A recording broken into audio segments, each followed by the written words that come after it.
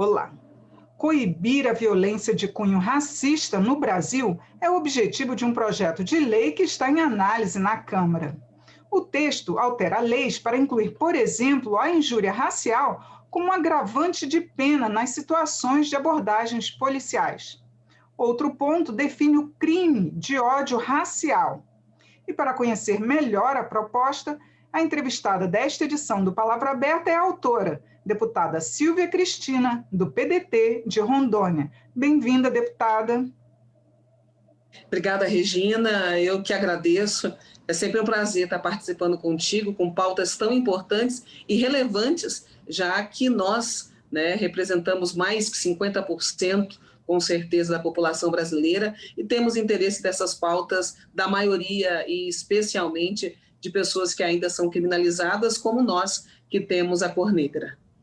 Deputada, eu queria que a senhora contasse para a gente o diferencial dessa proposta, já que nós temos leis, inclusive lei que torna a prisão inafiançável no caso da prática do racismo, mas que ainda não se consegue punir efetivamente esses casos.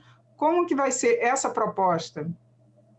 É verdade, essa lei, que inclusive eu fico muito feliz que tem coautorias de grandes parceiros aqui na Câmara, como Damião Feliciano, do Sérgio Vidigal, que é do meu partido, de outros companheiros, nós estudamos especialmente com relação à lei de abuso de autoridade, que não é só com relação a negros, mas infelizmente ela acontece com mais pessoas negras. Outro ponto importante é com relação ao ódio racial. Só por ter a simples cor negra, infelizmente, nós temos aí alguns tipos de comportamento de agressão, como também de homicídio, o que diferencia. Nós temos dados importantes que, com relação a esse tipo de crime, com relação às pessoas que têm a pele branca, isso acontece num percentual de 10 a 15%, diferente das peles negras, que o percentual aí ultrapassa a 40%. Então, um diferencial realmente muito grande, se nós falarmos aí nessa porcentagem, e que, infelizmente, isso tem uma realidade. E com relação também, o que a gente mais prevê a isso é a prevenção e a repressão de crimes e homicídio qualificado, que infelizmente acontece nesse caso. Nós vemos aí, e isso é notório, que a imprensa, inclusive, deixa isso muito claro, quantas e quantas pessoas, muitas delas em regiões mais longínquas e mais pobres, que têm realmente uma população negra em maior proporção, e a gente vê realmente que isso acontece com muita frequência. Então, esse projeto está em tramitação, a gente quer que muito em breve ele esteja em votação e que dê realmente esse respaldo, que a gente faça esse trabalho preventivo, como também de punição, já que eles não diminuem, infelizmente, no Brasil. E seria bom a senhora contar também como que vai ser definido esse crime de ódio racial, já que um dos grandes problemas para se punir é a subjetividade. A gente tem a injúria racial e o crime de racismo mesmo, que é inafiançável. Como provar que realmente o abuso de autoridade, por exemplo, está sendo cometido por questão racista?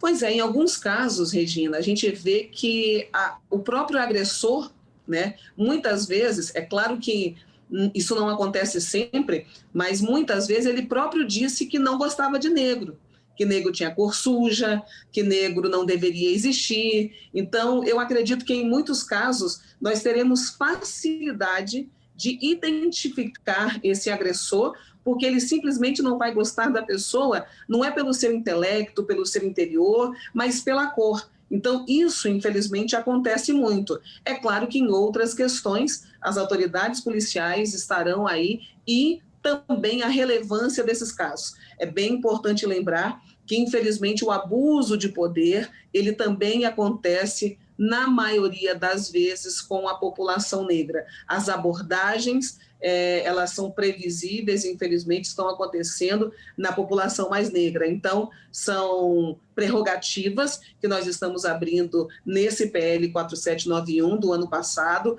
para que, numa abordagem, ele não se interesse apenas pela cor, mas pela ação do meliante ou da pessoa que estejam aí. Nós não temos que ser diferenciados pela cor. Se tem um branco, se tem um negro, então eu vou no negro porque ele parece mais com cara de bandido. Tem que ver pelas ações e não pela cor, o que é uma questão rotineira, infelizmente, no Brasil, né? Então, nós queremos que esses preconceitos e que essas ações, infelizmente, causadas por esse tipo de sentimento que muitos, infelizmente, são guardados dentro de si, por uma cultura, infelizmente, que nós temos no Brasil, que faz com que isso aconteça com muito mais frequência, que nós possamos também fazer esse trabalho de prevenção, né? Que nós possamos entender que nós somos todos iguais, independentes da cor.